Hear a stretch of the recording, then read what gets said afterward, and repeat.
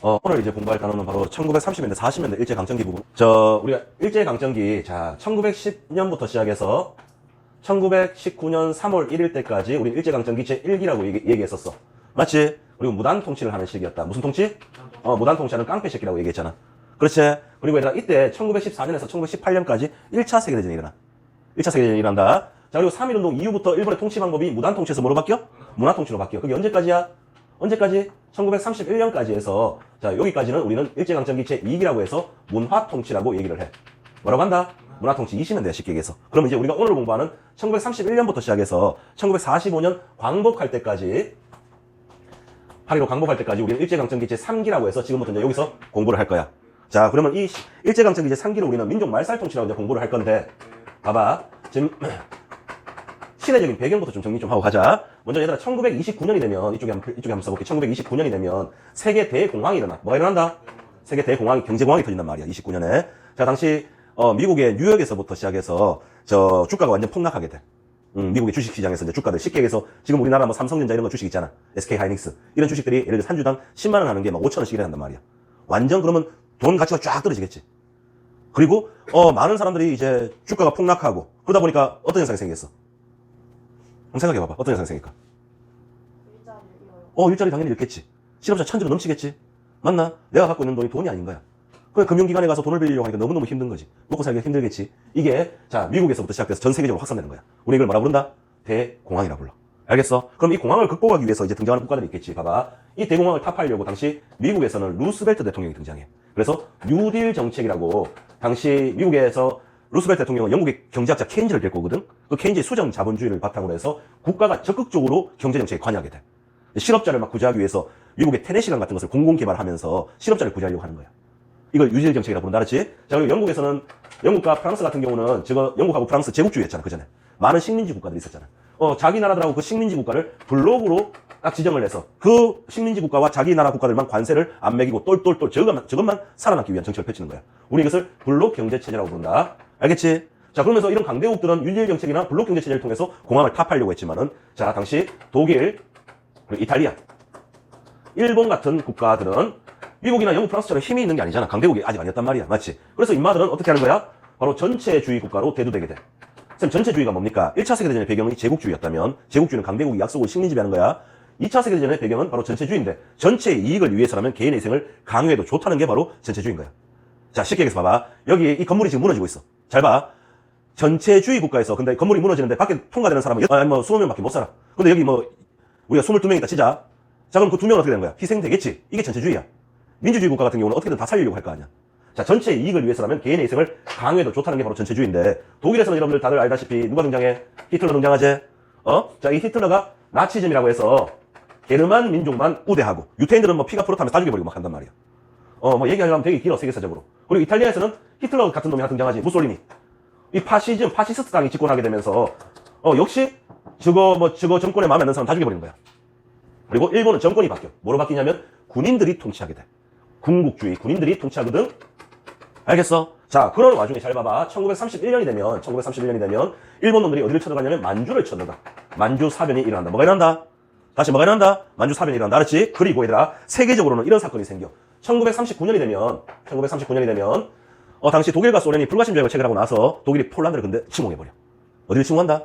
폴란드를 침공한다. 그러면서 언제까지? 1945년까지 제2차 세계대전이 일어나는 시기가 바로 이 시기 때야. 그럼 이 시기 때 우리 오늘 이제 공부하는 내용은 일제강점기에 우리는 어떻게 지냈는지 봐야 될 거 아니야. 다시 한번 얘기하자면 이 강좌는 한국사야, 세계사를 공부하는 게 아니고. 그런데 세계사적인 배경은 있어야 되겠지. 2차 세계대전이 얘들아, 인마들이 똘똘똘 뭉쳐가지고 이제 다른 국가들을 침공한단 말이야. 아시아, 아프리카 막 침공하겠지. 맞지? 그 중에 가장 희생되는 부분이 어디야? 우리나라야, 우리나라. 자, 1931년 만주를 쳐들어가게 되고, 그리고 2차 세계대전이 일어났지? 자, 그 전에 37년이 되면 또 이런 사건이 생겨. 1937년이 되면 일본 놈들이 중국과 한판 붙어 중일 전쟁을 일으킨다. 전쟁에서 필요한 부분들은 어떻게 하겠어? 그 물자들은 우리 식민지였던 우리를 통해서 자원을 조달할 거 아니야. 그래서 1938년이 되면 얘들아, 일본 놈들은 국가 총동원법이라는 것을 제정시켜서 우리 민족의 모든 것을 다 빼앗아가는 시기가 바로 이 시기야. 알겠어? 세계대전은 더욱더 치열하게 되지. 그런 와중에 얘들아, 일본 놈들이 가미가제 특공대 같은 것을 이용해서 바로 지금의 하와이, 미국의 진주만을 공습합니다. 뭐라고? 진주만, 하와이. 자, 지금 하와이, 당시 미국의 공군 부대들이 그 하와이에 되게 많았어. 폭탄 막 떠주고 한단 말이야. 많은 미국 사람들이 거기서 죽었겠지. 미국이 가만히 있겠나? 열받을 거 아니야. 그래서 1941년이 되면 미국은 태평양 전쟁을 일으켜. 일본과 함께 전쟁을 한다. 일본은 박살내려고 할 거 아니야. 맞지? 그리고 국제적인 전쟁은 1943년이 되면 독일과 소련이 한판 붙어.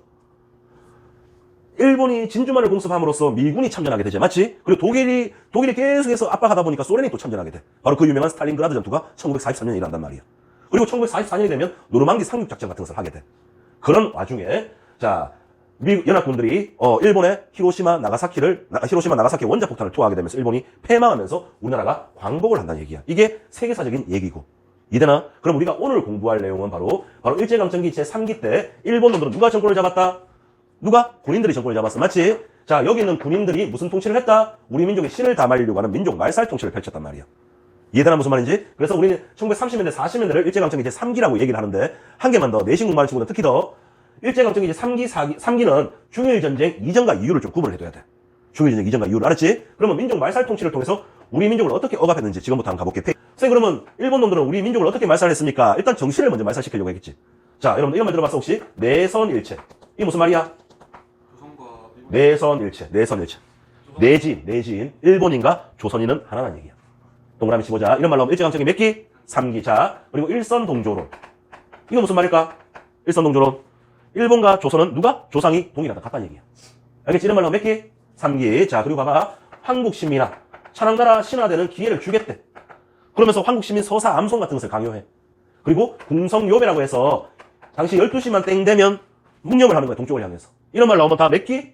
3기. 알았지? 자, 그리고 신사참배. 카메라에 내가 나오기 위해서 부지런히 왔다 갔다 하고 있다. 자, 신사참배.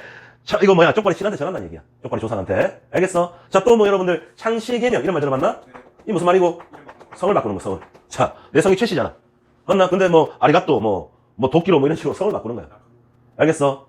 그러면 네가 남주영이 아니고 기무라 주영 뭐 이런 식으로 바뀌겠지. 그래, 하여튼 간에. 이래는 무슨 말인지. 자, 창씨개명 성을 바꾸고 가는 거야. 이런 말들 나오면 다 몇 기야? 몇 기야? 3기야. 어려운 거 없지, 지금까지? 자, 그리고 얘들아, 잠깐만 봐봐. 우리가 1910년대 1기 때 언론 출판 집회 결사유죄가 완전 박탈되었어. 그다음 2기 때 언론 출판 집회 결사유죄를 부분 인정을 해주고 제안을 했단 말이야. 그러면서 20년대에 조선일보 동아일보가 등장했잖아. 맞나? 그런데 3기로 가면 아예 우리말과 우리 역사를 완전 다 금지시켜버려. 알았어? 그러면서 어떻게 될까? 우리말과 우리 역사 완전 금지시켜버리면서 조선일보 동아일보 이런 게 폐간돼버려.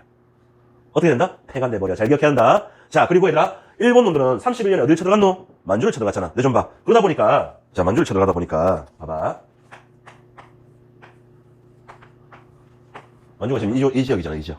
자, 일본 놈들은 지금 여기서, 동국에서 물자를 송환해가지고 위로 올라갈 거 아니야. 맞지? 지금 이 만주는 누구 땅이야, 얘들아? 중국 땅이잖아.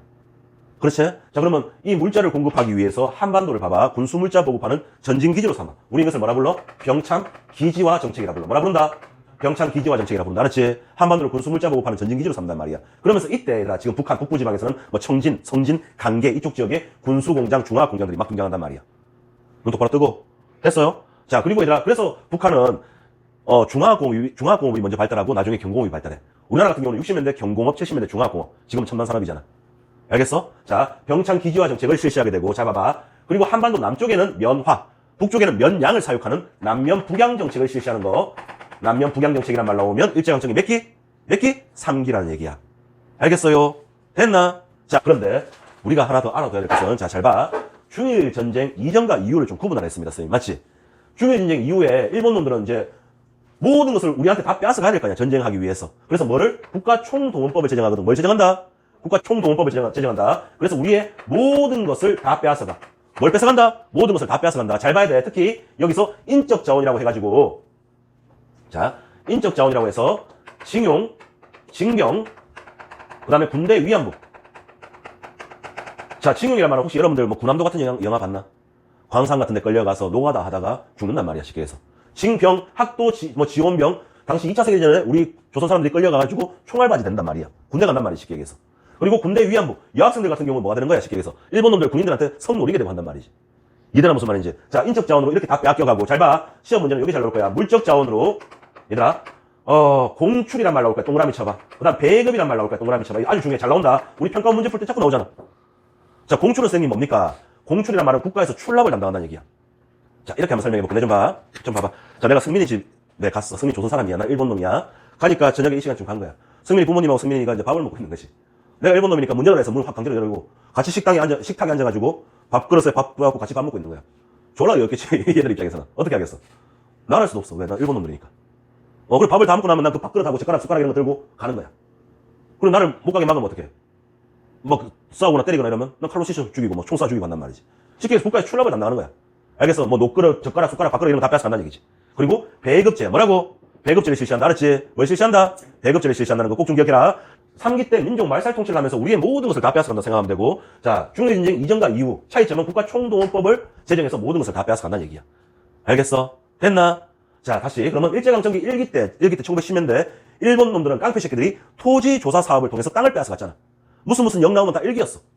1920년대 자, 사기꾼 새끼들이 문화 통치를 하게 되면서 산미 증식 계획을 통해서 쌀을 빼앗아갔단 말이야. 3기 때 1930년대 이후에 자, 군발이 미친놈들이 어땠어? 민족 말살 통치를 하면서 우리의 모든 것을 다 빼앗아가는 시기 바로 일제강점기 제3기였습니다. 알겠습니까? 알겠어요? 자, 감사합니다.